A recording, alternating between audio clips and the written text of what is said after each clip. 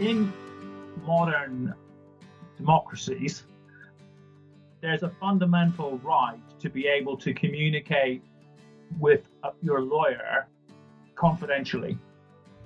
And privilege is the concept which encompasses that right of confidential communication between lawyers and clients.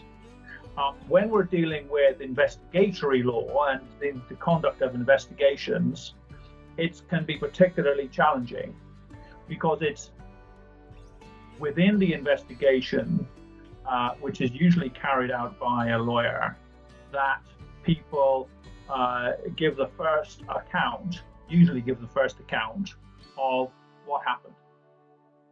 And so the authorities and regulators and people like that who might be interested in an investigation are especially interested in the first accounts.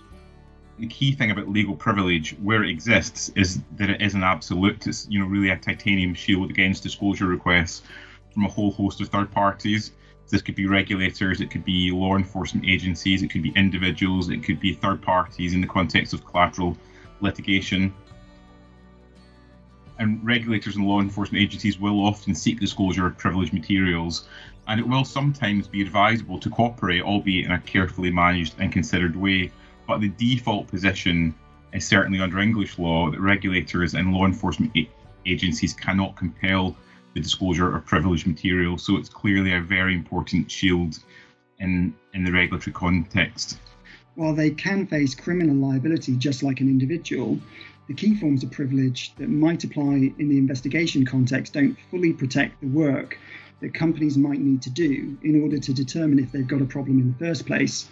So, unlike an individual, a company might not know if it's done something wrong and then has to investigate the facts and issues in order to work out the position.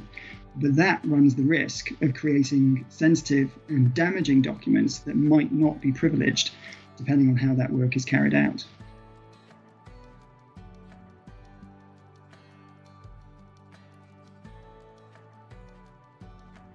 Well, it's really important to consider the availability of legal privilege right at the outset in terms of internal and external communications, work product created in any final report. And because if you don't consider these things at the outset and you don't put the right processes and structures in place, then it may be harder to establish a claim to privilege later down the line. You also need to think really carefully at the outset about possible collateral disclosure risks, say, for example, litigation with shareholders or customers or other third parties, or even employee tribunal claims. And then you need to think about all the different jurisdictions that might be engaged, so you have a good understanding of what privilege protections are available under local laws. A given issue could be multifaceted in terms of risk and effect, with potential criminal, regulatory, disciplinary and litigation risks. Now, you can't avoid and mitigate all of those risks, so your strategy really has to just focus on what matters most at the particular time in the particular circumstances. Where an investigation does have an international element, it adds another dimension because privilege protection operates differently in different countries, if it exists at all.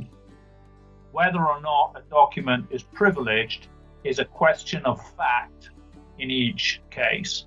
And it is a question of fact in reality in relation to each document.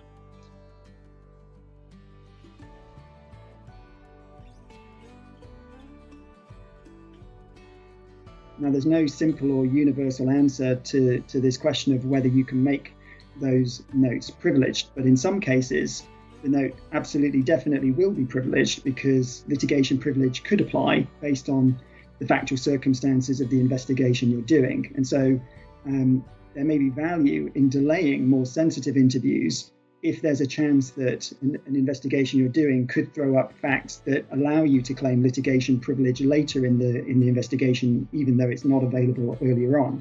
But if that's not the case, it may be possible for a lawyer to take a record that intertwines both advice and impressions so that you can gain legal advice privilege protection over the whole of that note. Now, there may be real practical difficulties with doing that and focusing overly on trying to protect the privilege in the document rather than on focusing on getting the best possible note of the interview itself.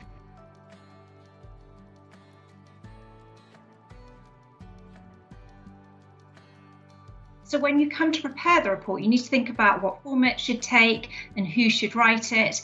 And wherever there's some doubt about whether privilege will apply, you need to think about what form that work product takes.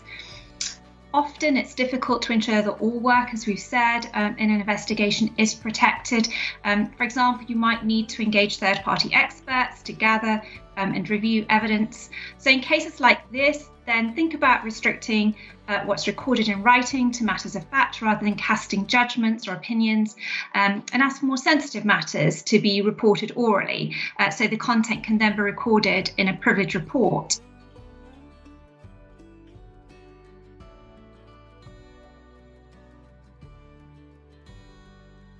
It's entirely possible to share privileged material within a group of companies without that privilege being lost, if we assume for the moment that that group of companies shares a joint interest, or at least a common interest in the subject matter of the communication.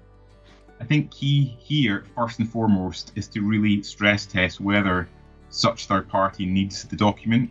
Could they instead agree to an oral update? Where it is necessary to provide documentation, then I think it's important to be very clear about the basis on which they are being shared. Privilege is not being waived more generally vis-a-vis the world at large, and that should be made very clear. And the recipient should ideally be asked to enter into some form of agreement, so potentially a limited waiver agreement setting out the terms in which the third party is receiving the material, and importantly the limitations on its use.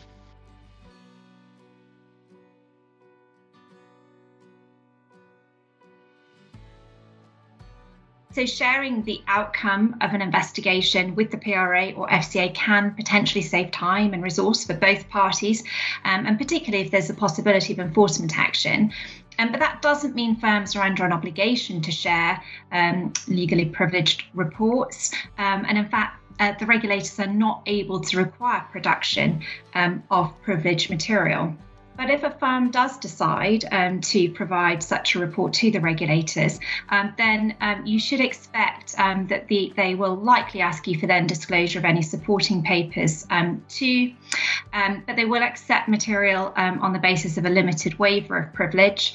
And the PRA and FCA are subject to strict restrictions on the disclosure of confidential information unless one of the statutory gateways applies. So there is still a certain degree of protection to that material when you provide it to them under that limited waiver of privilege. Okay, so to generalize massively, regulators and law enforcement agencies don't like privilege. They until and unless they have to rely on it themselves. But they don't like it when the subjects of investigations or regulatory actions rely on privilege, because it prevents them from gaining access to what they often think is the real gold dust in terms of probative evidence. And the main way that they try to do that is they say, if you give us access to your privileged material, if you waive privilege, then you are likely to have a much more lenient disposal or gain more credit with us as regards whatever outcome that we see fit to impose. That, in the view of many lawyers, is something of a slippery slope. Credit is available for privilege waivers, but privilege waivers are not always the right thing for anyone to do. Waivers of privilege, even limited waivers of privilege, are more complex than when seeking to agree a limited waiver with another type of third party, because you have to accept the fact that you can't control the regulator's use of the documents in the same way as you can for other parties, because regulators have wider duties that they can't agree to give up, both in respect of sharing relevant material with other regulators, but also under their own duties of disclosure in criminal proceedings.